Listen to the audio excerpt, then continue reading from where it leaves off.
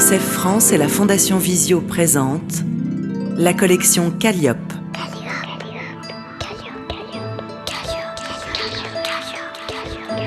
Des livres pour tous les enfants, y compris aveugles ou malvoyants.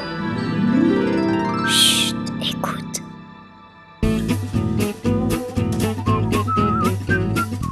Camille veut une nouvelle famille. Texte Yann Walker.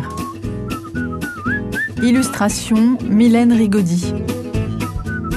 Édition Ozu. Camille est un drôle de petit hérisson qui vit dans la forêt de Bouille-les-Écureuils. Mignon et gâté, il a tout pour être heureux, mais surtout des parents qui l'aiment. Pourtant, Camille se plaint sans arrêt. Selon lui, sa maman lui fait trop de bisous, son papa n'a jamais le temps de jouer et sa petite sœur lui casse les oreilles.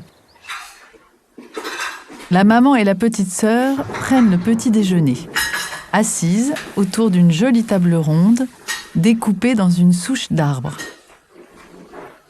La maman, souriante, boit son café. La petite sœur, un bol de lait. Elle porte une jupette rose et une couronne dorée sur la tête.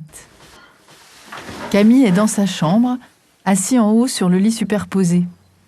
Il a des petits yeux noirs et de longs piquants qui recouvrent sa tête et son dos. Il porte une salopette orange et des grandes lunettes rondes. Il boude, les bras croisés, en regardant son père enfiler des bottes. Ce matin encore, Camille est furieux. Son père refuse de l'emmener à la chasse aux limaces sous prétexte qu'il est trop jeune. Dans le jardin fleuri, papa hérisson est prêt à partir, un arc et un panier à l'épaule. Il sourit à maman hérisson qui repeint les volets en jaune. À côté d'une corde à sauter et d'une radio, la petite sœur danse avec ses ballerines aux pieds.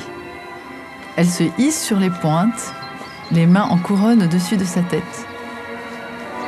Camille tourne le dos à sa famille. « Zut, zut et rezut à la fin !» dit-il en tapant du pied. « Puisque c'est comme ça, je m'en vais !» Et pendant que ses parents sont occupés, Camille part en boudant.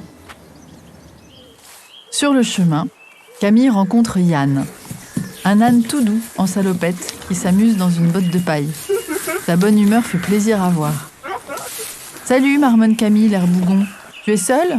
Où sont tes parents ? » « Viens donc à la maison, répond Yann, je te les présenterai, mais seulement si t'arrêtes de bouder. » Yann conduit Camille dans un pré où galopent deux magnifiques chevaux.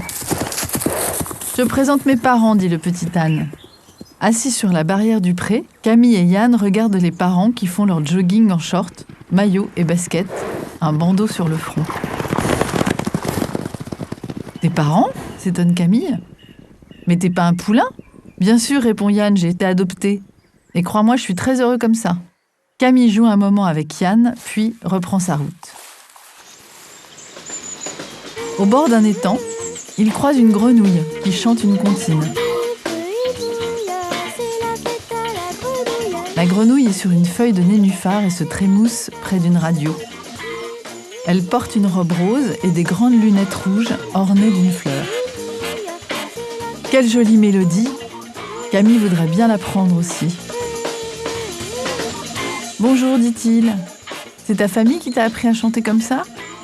Quelle chance tu as !»« Merci, répond la grenouille. Je m'appelle Dorine. Si tu m'accompagnes, je t'apprendrai aussi. » Le petit hérisson saute de rocher en rocher, prenant soin de ne pas tomber à l'eau. Camille grimpe sur un gros nénuphar. « Voici ma mère, dit Dorine. Nous vivons ici toutes les deux. » La mère est tranquillement assise sur un fauteuil, ses pattes palmées, allongées sur un petit tabouret, un verre de citronnade à la main. Un grand sourire se dessine sur ses lèvres maquillées de rouge.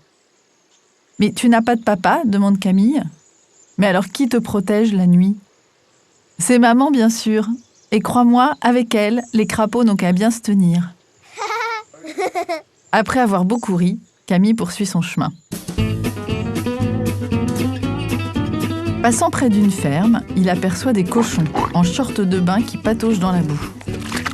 L'un d'entre eux, à la peau marron, Enzo, ressemble plutôt à un marcassin. « Bonjour, lui dit Camille. Pourquoi n'es-tu pas tout rose comme tes camarades ? Oh, c'est très simple, répond Enzo. Mon papa à moi n'est pas un cochon, mais un sanglier. » Enzo, tout barbouillé de boue, entraîne Camille vers maman cochon qui étend du linge dans un enclos. Elle porte une jolie robe verte, des chaussures à talons et des lunettes en forme d'amande. « Je viens de la ferme et mon mari de la forêt », raconte la maman d'Enzo. Aussi, quand notre fils est né, il s'est très vite adapté à nos deux modes de vie. « Eh oui !» conclut Enzo en riant. « Je mange aussi bien des glands que du maïs. Moitié sanglier, moitié cochon. Je suis un sanglochon. » Camille est émerveillée. Toutes ces familles si différentes, décidément la nature est bien riche. Le museau dans le vent, le petit hérisson parcourt la campagne au milieu de pissenlits et de marguerites. Mais déjà son estomac le tiraille. Il mangerait bien un morceau de salade ou un ver de terre. Il passe sous la barrière d'un enclos et se ferait un chemin à travers les hautes herbes. « Salut toi !» dit une voix dans son dos. « Tu es perdu ? Que fais-tu seul au milieu des champs ?» C'est Baptiste, un jeune veau qui a parlé. Il a un long museau, 2 petites oreilles et un pantalon rouge. Gentiment, il propose à Camille de venir déjeuner chez lui. Assis à table près de Baptiste, Camille se tient sagement devant son assiette, une serviette autour du cou. « Je présente Roger, mon papa, dit Baptiste. Le plus fort des taureaux, ajoute-t-il tout fier. Et voilà Bastien, mon autre papa. Papa Bastien fait très bien la cuisine, tu vas te régaler. » Papa Bastien sourit en tenant une grande marmite dans les mains. « Tu as 2 papas ?» s'exclame Camille. « Mais moi je savais pas que c'était possible. » « Bien sûr que si.